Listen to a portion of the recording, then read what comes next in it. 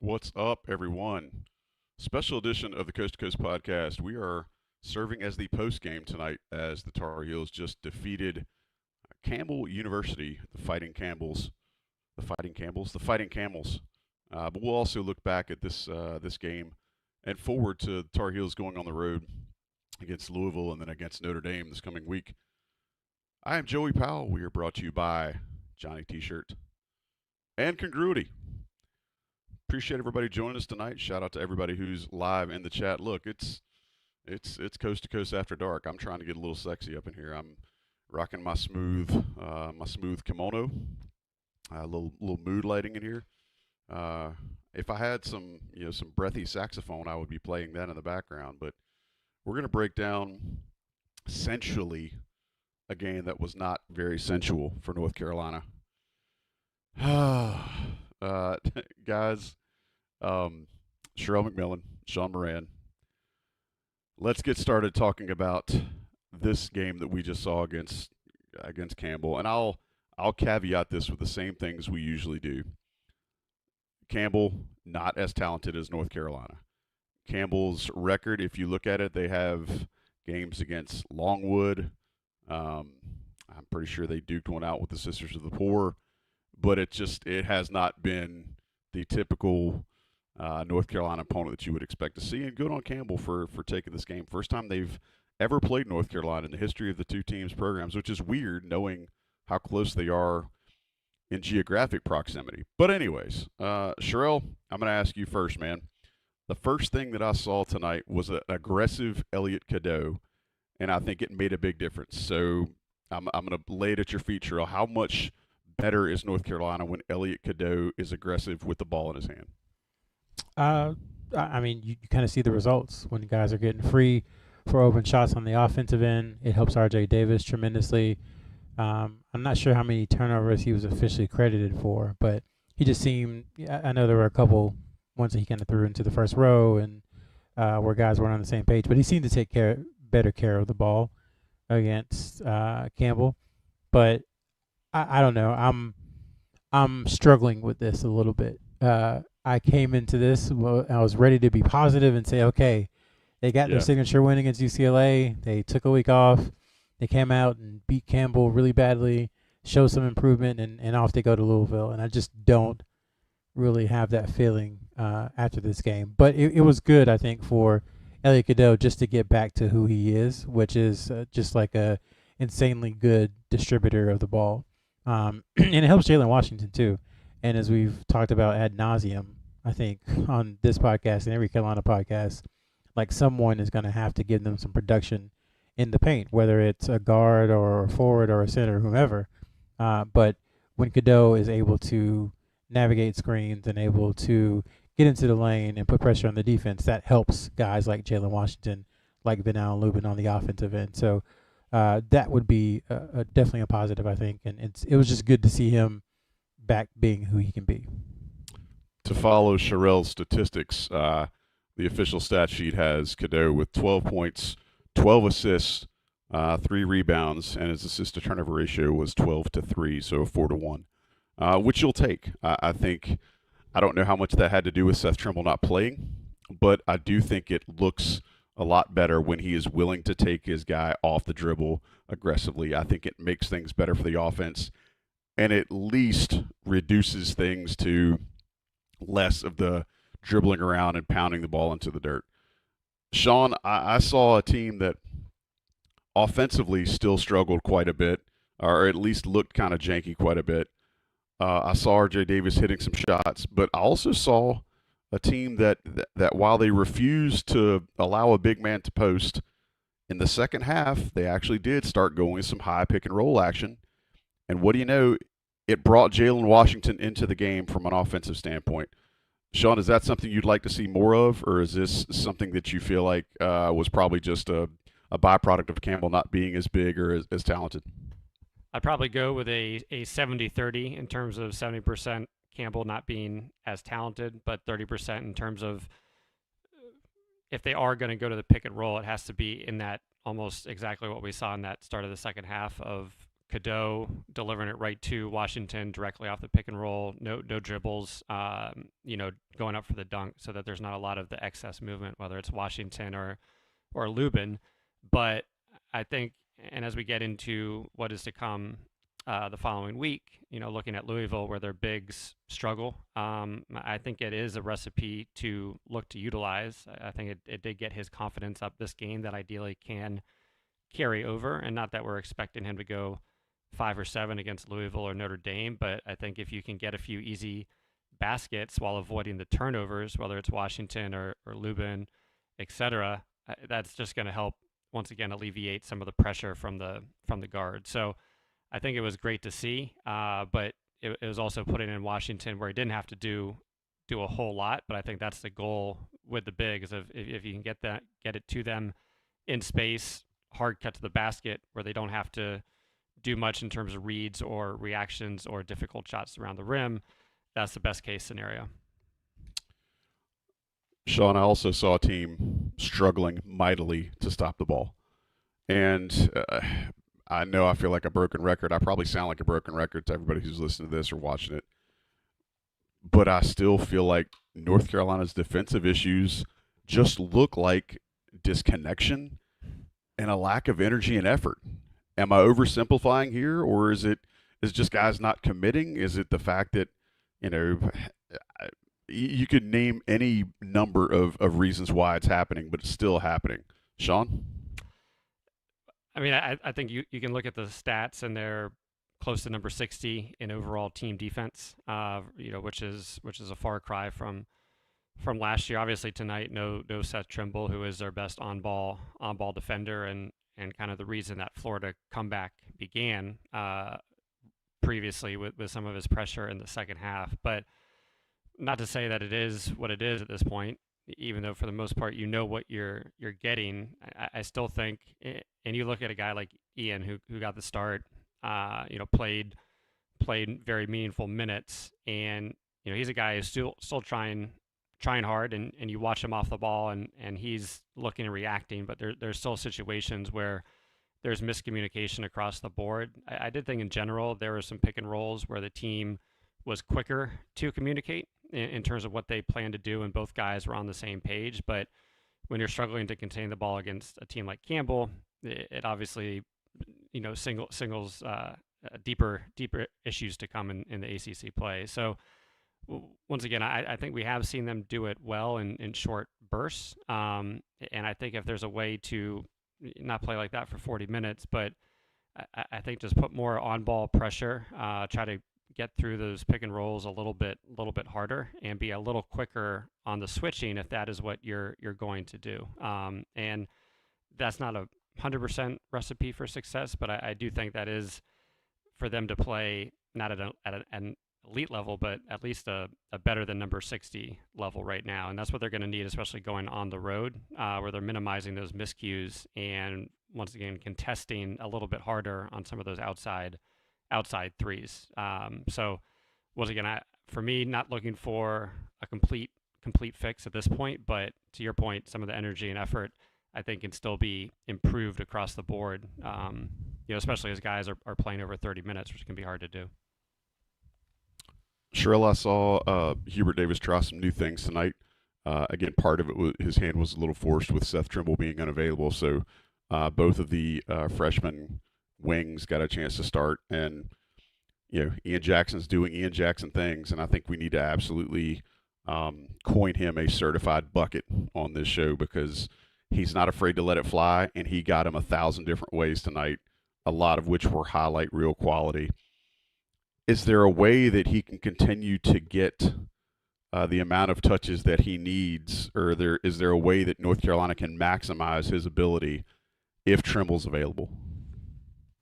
Yeah, I think so. I think you see the way UCLA ended. I wonder if Trimble hadn't been hurt tonight, if he would have started alongside Jackson and Cadeau and Davis, and they would have fully embraced the kind of 4-guard lineup, because it worked against UCLA, who was a bigger team. Now, granted, they were in scramble mode, but it worked against a good team. And this was a great chance probably for them to try it out. And for, Trimble has an upper body injury. We don't know exactly what it is, but he wasn't able to play. I said all that to say that, yes, there is a way to get him the shots that he needs, that he deserves, that he would be able to create for UNC with Seth Trimble on the court, because Trimble is UNC's best two-way player. Jackson and Davis are 1A and 1B as far as the best scorers on the team. And then Trimble's the best two-way player on the team. Cadeau's the best facilitator. So they all have their unique role, and I think there's all space for them. The issue is going to be, I think, just when that lineup comes and when it plays a lot, I guess, especially as we head into next week, like Jackson and Trimble are going to have a tremendous load on them to rebound. Like, it's going to be very, very difficult. There again, go back to the phrase of defending and rebounding to the point of exhaustion.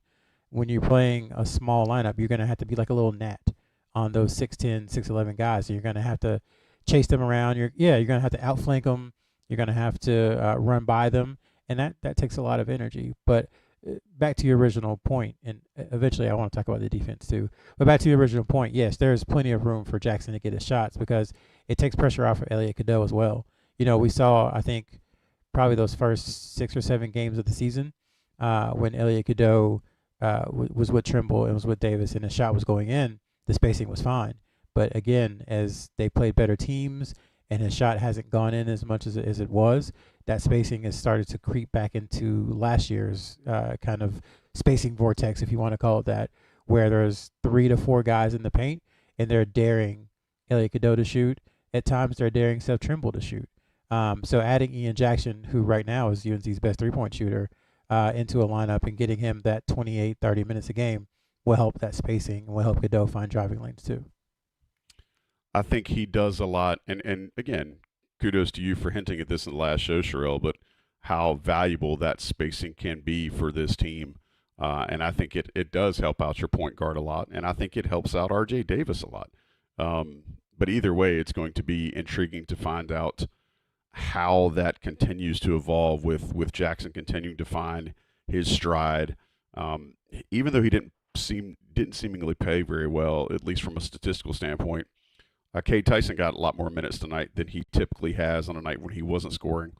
I don't know. It's going to be interesting to see how Hubert Davis continues to tinker things a little bit.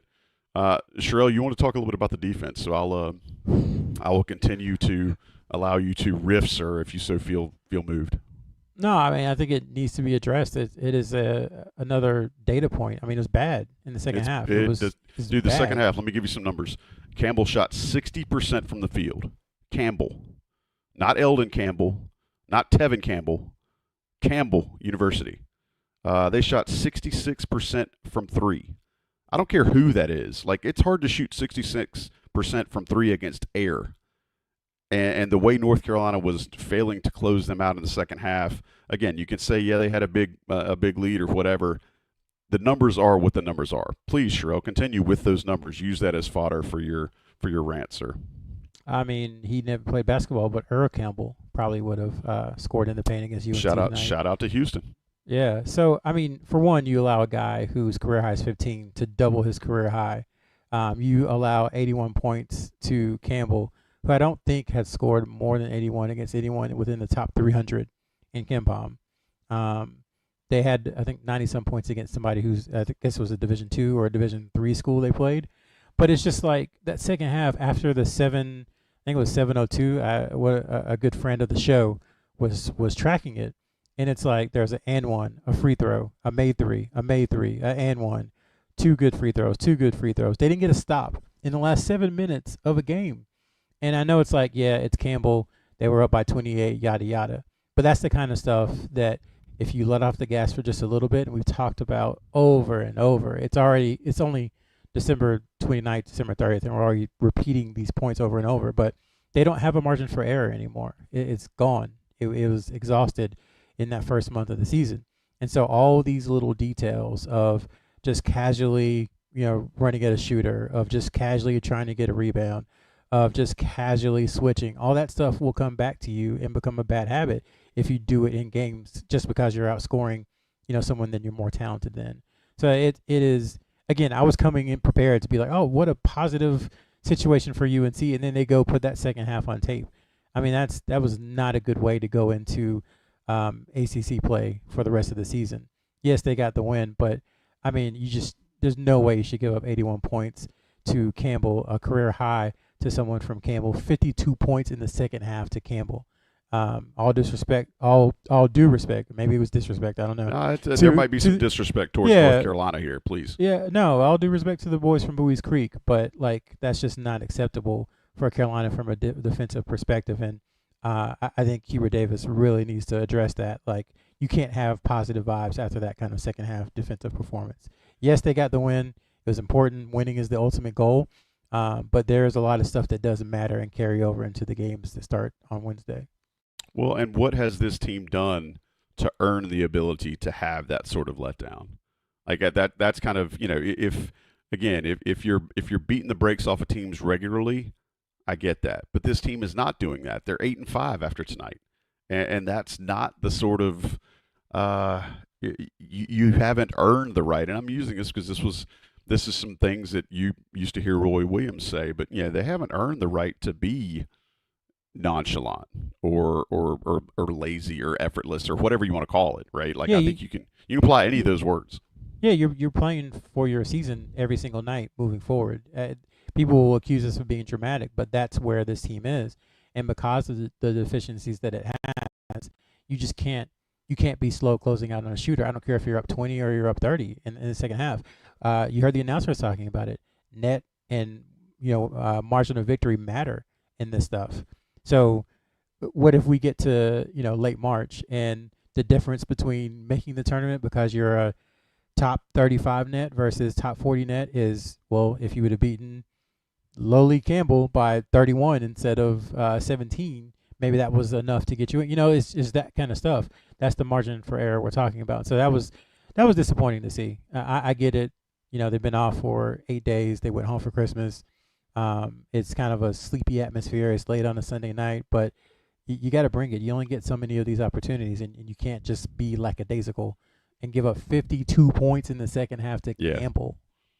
Yeah, I mean, you can explain it away however you want to. It still happened. It's still ugly. It's still not something I think this team wants to put on. Like, I'm sure they're probably not proud of it.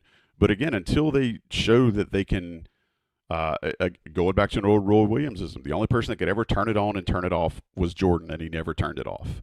And this team seems like on defense too many times they turn it off or they never turn it on and just kind of try to outrun the other team. So I don't know. Sean, one of the things I think is a legitimate question, and again, that the Hubert Davis and the staff are not above reproach, but they do have much more experience than any of the three of us.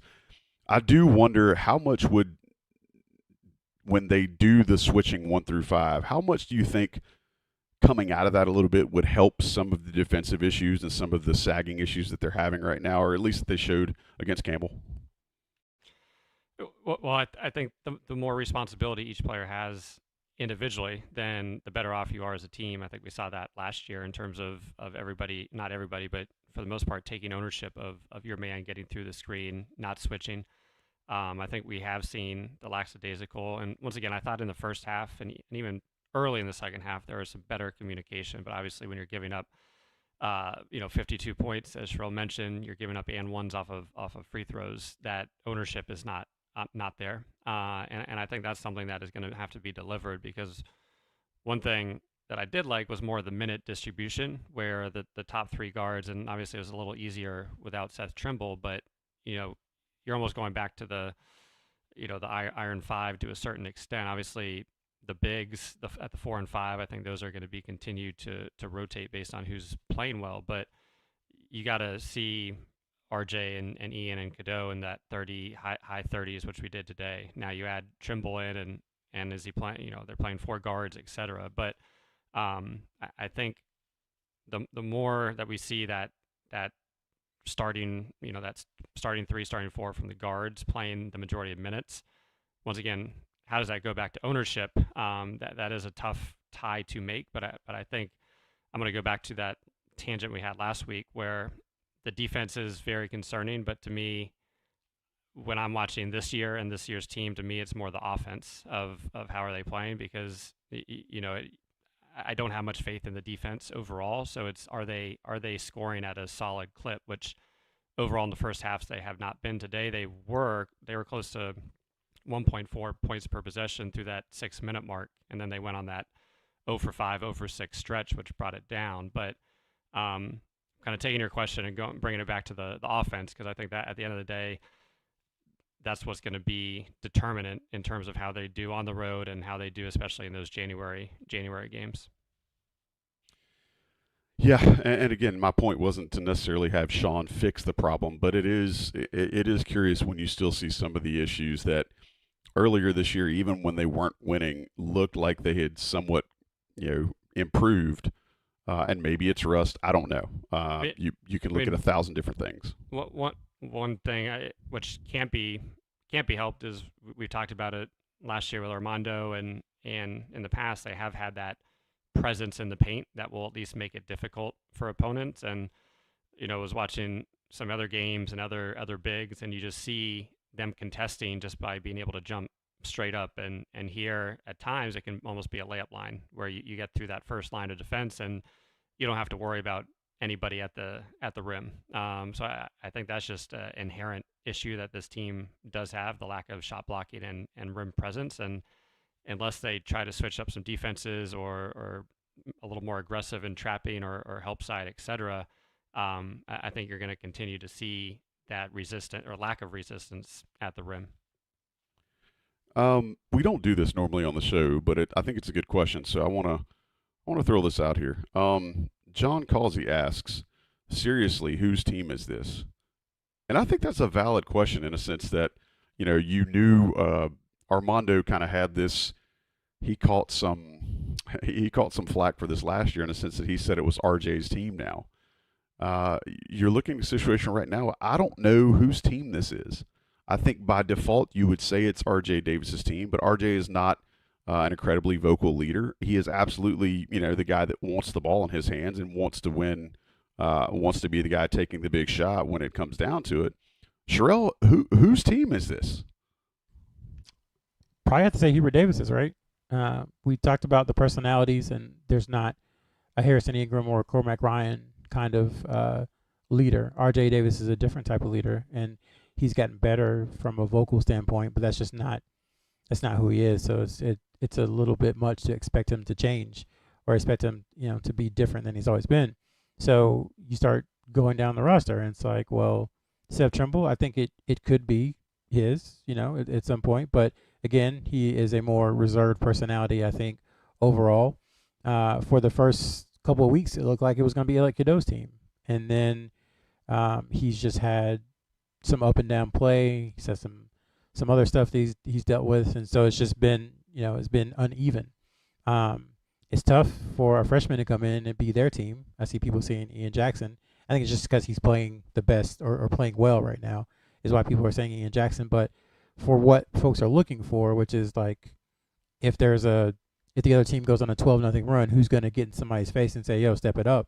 I don't really know if there's someone on that team there's someone who will do it, but I don't know if there's someone who's effective doing it. And so I think there were Roy Williams teams like that too, where eventually Roy was the leader. And I think this particular team, the head coach is going to have to be the leader.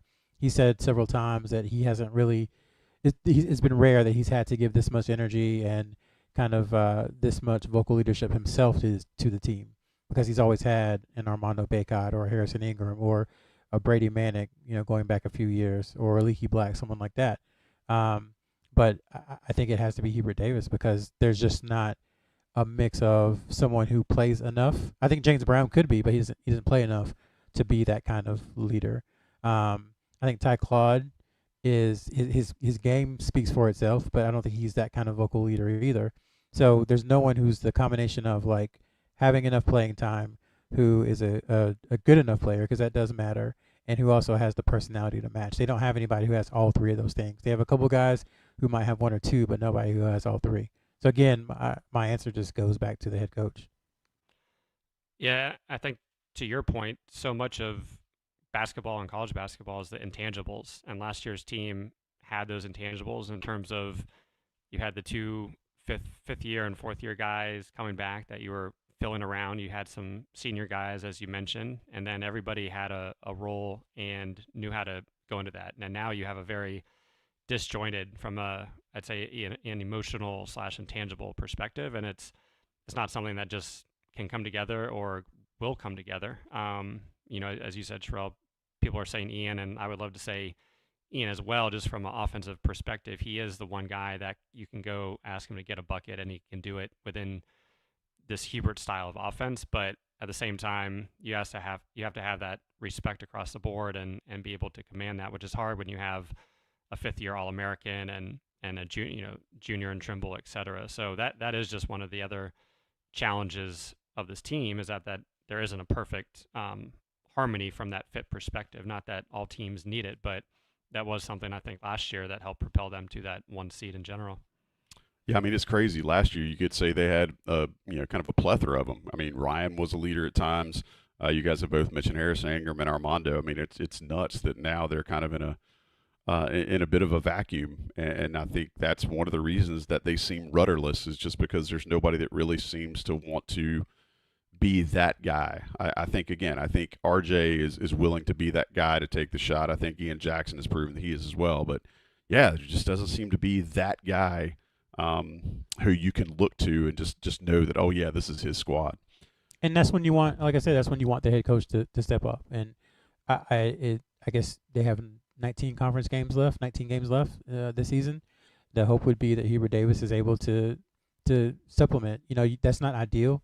I think all the great coaches always say the teams who are the best are the ones that police themselves, but that's just not really the situation for this team unless someone develops midseason, and that typically doesn't happen.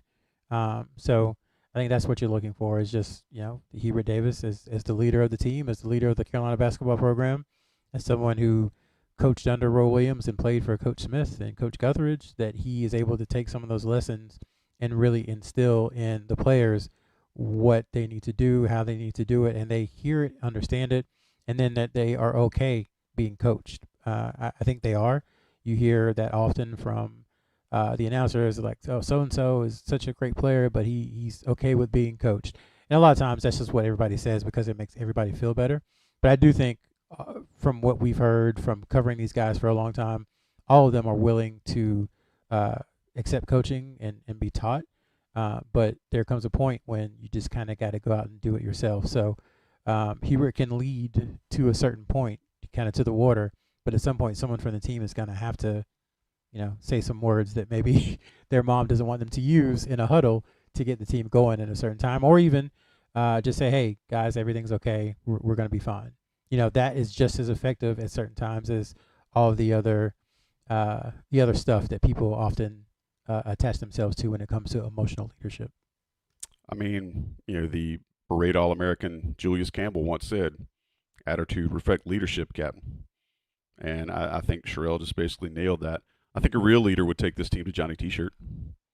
I think that's leadership type stuff. I think that's A-level leadership demonstration. When you want to take your team to get the best selection of North Carolina gear, the team that wants to be helped by some of the nicest people in the retail industry, alumni-owned, alumni-operated. Hell, it's not far from the Smith Center. It's right there on East Franklin Street in Chapel Hill. And I guarantee you, somebody listening to this or watching this, you probably missed on a gift for Christmas. Somebody probably whiffed on a closeout. Somebody probably missed a box out. Somebody probably did not get you that one thing that you wanted. Well, friends, I'm here to tell you, Johnny T-shirt can help you. Johnny T-shirt's still open. Christmas is over and Johnny T-shirt's still there. And guess what? You can use your premium discount that you can find on the premium message boards to get an extra 10% off their already great prices. Don't let Christmas just continue to be a drag on you. Go to Johnny T-shirt.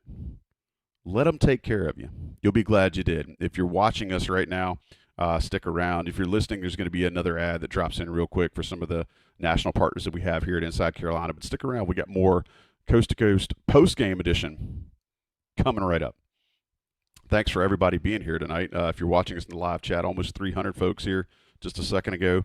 I know they're not all here to see my fabulous kimono, but let's move away from this game as we're watching, as we've watched North Carolina, and as we've talked about this game against Campbell, because the ACC season starts in earnest this coming week. By the time we have another episode of the Coast to Coast for you guys, Sean, Sherrell, and I will be talking about 2 ACC games. Tar Heels will go on January the 1st to Louisville, and then they'll have a game Saturday at noon in South Bend against Notre Dame. And gosh knows, it's hard to figure out what you're going to get out of either one of those teams. I've seen parts of Notre Dame. I have not seen a full game. I've seen if you piece together a couple of different halves, I've seen Louisville play. They got out of town with a very, very tough win in their last outing. Louisville's record is very similar to North Carolina's. Notre Dame has struggled mightily this year, and if you look at their record,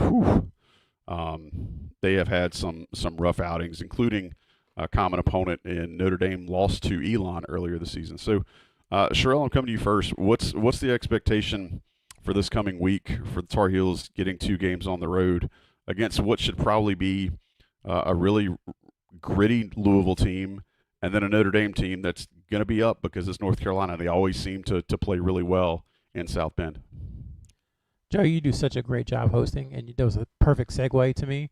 And I apologize for what I'm about to do, but I wanted to respond to one of the comments. Kevin Pittman, I appreciate you listening and watching, and really appreciate you spelling my name correctly, since no one does. But I'm going to use something my pastor used to say back in the day. He was going to say, if you tell it like I said it. And so I did not say that it's the coach's job to coach effort. That's not what I said. I said for this particular team, Hubert Davis is going to have to be the leader. That's a difference. Okay? I agree. He shouldn't have to coach effort. That's not something that coaches, Roy Williams always has talked about. The one thing I shouldn't have to coach is effort because, North Carolina is a standard, et cetera, et cetera. So I agree with that. But Hubert Davis is going to have to be the leader of this team because they don't have the personality. They don't have somebody with the blend of ability, personality, and I guess fire is the word you maybe want to use, to be able to pull them to the side like a Harrison Ingram or Cormac Ryan would. So just wanted to point that out. Not saying it's the coach's job to coach effort. Never said that. Don't agree with that. So just wanted to point that out. As far as this week is concerned, Joey, 2 tough games. If you look at Bartovic or you look at Kempom, actually on Bartovic, Louisville's favored by 3. And I think on Kempom, UNC is favored by 1. And then for Notre Dame, I think it's like UNC by 2 or something like that, 1.8 on Bartovic. So they're both gross. Yes, I see what you're saying. Yeah, these are both toss-up games for UNC. Unfortunately, again, because of the way the season has gone, they can't afford to lose a Q2 game, which is what Notre Dame will be. Louisville is still a Q1 game. I think they were number 58 in net. So top 75 on the road is Q1. So it would really help North Carolina, I think, from a confidence standpoint and from an overall resume standpoint, just to be able to get out of there with a win. Now, that's a tough place to play. It always has been for UNC.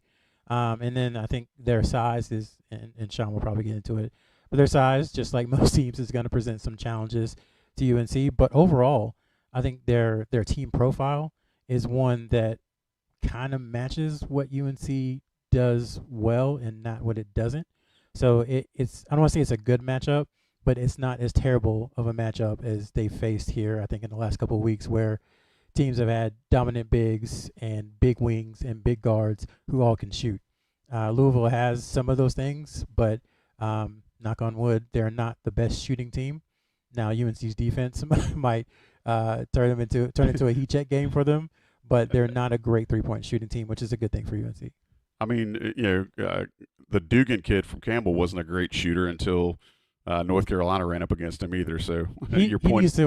He needs to opt out for the rest of the season and go ahead and enter the portal. Absolutely. And just try to get him some money while he can. I don't care where it is. Go to Southwest Missouri State. Just get a couple dollars off of this game. Man, Sean, I'm coming to you. I think Sherrell did a good job of laying out kind of what was there for North Carolina from a team type. But I'm sitting here looking at Louisville. They've been able to score in some instances. They've also been very meh in some instances. They got beat pretty bad by the number 1 team in the country at home. It's Tennessee, and I don't think there's any shame in that. But they dropped 100 on Bellarmine. They beat Indiana. They beat West Virginia. They lost to Oklahoma, who I think is better. They lost to Ole Miss and Duke, who were both ranked. They barely beat UTEP. Put up a good game against Kentucky. Beat Florida State at home, and then the Eastern Kentucky game was the one just 24 hours ago that I think was a little bit more of a squeaker than they expected. Sean, I'm going to ask you from a projection standpoint, what do you think North Carolina is going to get from these two teams? Starting Louisville, because I think, as Sherrell mentioned, they're both very big games, and as we talked about last week, what's their record going to be in January? And you start two on the road, but for me, Louisville, very interesting game. I think the games they've lost, they've struggled from a front court perspective to big physical teams. UNC does not possess that, so right there, there's an avenue that won't be exploited by UNC. But I think when you do look at Louisville, and you can go back to some of the College of Charleston games that UNC has played over the past few years, you know the system that they're going to bring. They're number 2 or 3 in terms of 3-pointers taken, but right now they're shooting close to 30% from 3. But all you have to do is go back to 2 games of Florida State where they hit 15. So they're going to come in, and it's going to be how is UNC going to defend the 3, and then how are they going to keep Louisville off the offensive glass, I think are really the 2 keys to this game. If you allow Louisville to get hot, they have Rain Smith from Charleston who can come off the bench and give you 5 or 6 threes off the bat. You have some of their big time scorers, Terrence Edwards and Chucky Hepburn, who I'd say are kind of the main 2 offensive players. They've been not great percentages, but they have been playing very consistent over the past few games. And then you have Noah Waterman at the big, 6'11". He's taking 70% of his shots from the 3-point line. So between those 3 guys, there's going to be a lot of threes that are taken. But Sherrell mentioned their size, and you go 6'2", 6'6", 6'6" at the wings. So almost, similar to Florida, where you have that size mismatch on the guards.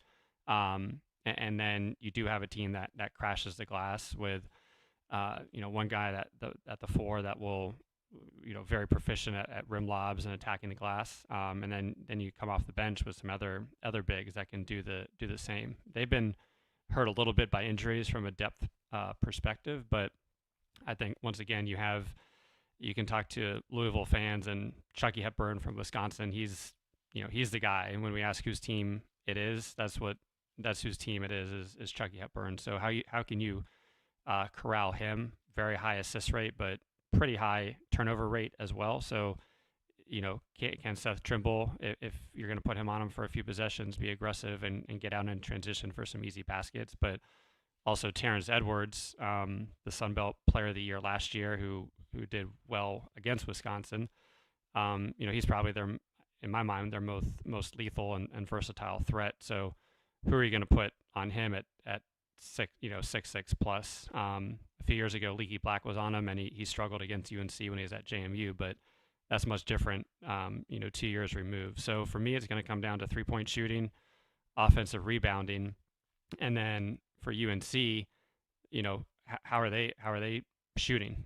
We always talk about the 8+ threes. If they're able to get Ian Jackson and RJ Davis shooting decently, I think that can be a big time effort, hopefully in that first half, to get them going. But Louisville is a game that definitely scares me, and I think you could look at that as being one of the biggest wins of the season if they can go in there and win, which when you're talking about a team ranked number 60, shows where UNC is at, but that could be a big win to keeping the momentum from a tournament perspective going into the Notre Dame game. Just jumping in, Joey. Yeah, just go jumping in. They're all ranked. They're ranked pretty similar in all of, I could say, the advanced metrics, I guess you would call them. In Bartovic, I believe they are 52. As I said, in net, they're 58, and in KenPom, they're 60. So it's a pretty solid profile from different metrics across the board. Yeah, for sure. I just want to ask Sean a real quick short answer question. Sean, are either of these 2 games the type of game where if North Carolina just gets absurd nights from RJ Davis and Ian Jackson, that the Tar Heels can win? I would say both of them. I think definitely Notre Dame, given where Notre Dame has been at, who knows if Marcus Burton will be back for that game. But I think Notre Dame definitely struggles more offensively. So that one I would say put that in the 100% bucket. If once again, if they can have that absurd game, and Louisville, I think will be a high scoring game. But once again, it is a game they should win if we think this is, or if they are a tournament team. So I think with the 3-point shooting, if Louisville gets hot, then it's going to negate a little bit a strong RJ or Ian Jackson performance. But once again, you need both of those guys on the wing as two legit scoring threats, which then takes the load off of Cadeau, where he can get 8 to 12 points and ideally a high assist to turnover ratio. And you can get, once again, if Drake Powell can hit 1 or 2 threes and get out in transition, then it is a winnable game and there should be confidence. But at the same time, we've seen the lulls they've gone through and the defensive issues. So for sure on Notre Dame, but Louisville is going to take a strong 40-minute or 35-minute effort to go into the Yum Center and come out with a win. Sherrell, I'm feeling like the rest of these games from here on are going to basically be the same game over and over again. And it's going to be how North Carolina shoots and how North Carolina defends is going to dictate damn near every single result. Tell me why I'm wrong, or do you think that we should just prep all of our listeners and viewers that you're probably going to see a lot of replays over and over again of these same style games ad nauseum until March? Yeah, for me, it's not even shooting and defense. For me, it's just defense. For all the reasons we talked about over and over and over and over again. I think for Wednesday night, the thing that if you're UNC is worrisome is outside of the locker room, we don't know what the injury to Seth Trimble is. We just know it was an upper body injury. And, he missed a game. Was it last year? Yeah, he missed the game after Duke, or was it? It was Miami or Clemson, one of those two games. And the guy who he would have been guarded had a pretty good Went game. Nuts. Yeah. Yeah. So I think that's a really important for UNC, especially if they're going to play kind of a more of a 4-guard lineup, whether it's not as a starters or whether it's just the majority of the time. You remove Seth Trimble, you remove the physical defender, you remove somebody who will really get up in someone's face and guard them. You remove a really good defensive rebounder from the guard position. You remove someone who, despite the game against UCLA, has proven to be a capable shooter. He's not the greatest shooter, but he's capable. And then you have someone who, when he's playing well and confident, can finish with the best of them. Now, he hasn't been, I would say, fully confident the last couple of weeks, but we've seen it this season. So that is a big deal. And that's one of the reasons I think it just goes more into the defense than ever before. Can Ian Jackson, if Trimble is out, can Ian Jackson step in and be, a facsimile of what Trimble gives you on defense? Probably not, but he can give you what Trimble gives you on offense and maybe a little bit more. So it's tough, but I do think it all starts with the defense, because that will enable them to get out and be the gnats on the elephant, so to speak, be the mosquitoes on the elephant, so to speak, and run in transition. Exactly, run in transition and get to the free throw line. Now, when you get to the free throw line, you got to make them, which they struggled with a little bit in the first half, but I think that's the path to victory for UNC in a lot of these contests is, scramble mode, grab the rebound, push, either get a quick open shot or drive and get fouled. That's how they're going to have to play, and all those things work in concert. I think one of the biggest things that could help this team is efficiency. And if you want to get some efficiency for your small and medium-sized business, you need to get up with Matt at congruityhr.com. That is an email address as well, Matt at congruityhr.com. What Matt's going to do is he's going to tell you a little bit about how they can help you. He's going to ask you some questions. There's going to be a bit of a survey or an assessment that they put together for you, and then they'll be able to tell you how they can make things better for your small or medium-sized business. And Congruity is a brand that developed from North Carolina and is now a national presence. So they've taken their brand, their abilities, and really blown it up so that now people all over the country use them to help find ways that their company can be more efficient. You want to do that, go ahead and hit up Matt at congruityhr.com. Congruity, great folks. They sponsor this here show and all IC's content. And right now, thanks to our friends at Congruity, we're going to bring you 2 pennies. Sean, For our 2 cents, I would like 1 penny from you, sir, please. For me, this coming week, who's going to be outside of Ian and RJ, who can step up and hit outside shots offensively? Today we saw 10 threes made with Drake being that difference on the 2. But we didn't see anything from Cade Tyson. We haven't seen much from him all year. Drake has been a little up and down. Same thing with Cadeau and Trimble. So who's going to ideally take the pressure off of them to score from the outside, as well as that will create some easier baskets inside. So for me, when we're talking next time, you can look at the box score from Louisville and Notre Dame and see who else was helping alongside, because they're going to need to score to offset some of those defensive woes. So for me, that'll be my 1 penny and the thing I'll be looking for from a box score perspective. All right, Sherrell, I need you to give the counter penny. And it doesn't actually have to run counter to Sean's, but I would love an alternative to complete the 2 cents that we need, because Congruity is going to save a ton of people a ton of money. So our 2 cents is brought to you by Congruity. I got 1 cent. I need 1 from you, man. Well, just a little stat first off, which I think is funny. 2 UNC players are shooting 40% or better from 3, and neither is RJ Davis or Cade Tyson. 2 months ago, we would have said that's crazy talk, and that's just funny. My penny is just going to be recruiting. Something, it still exists. We just don't talk about it much anymore because it's very, very quiet. Again, 2025 is just Caleb Wilson waiting to see what he's going to do. He said January is going to be Kentucky or Carolina more than likely.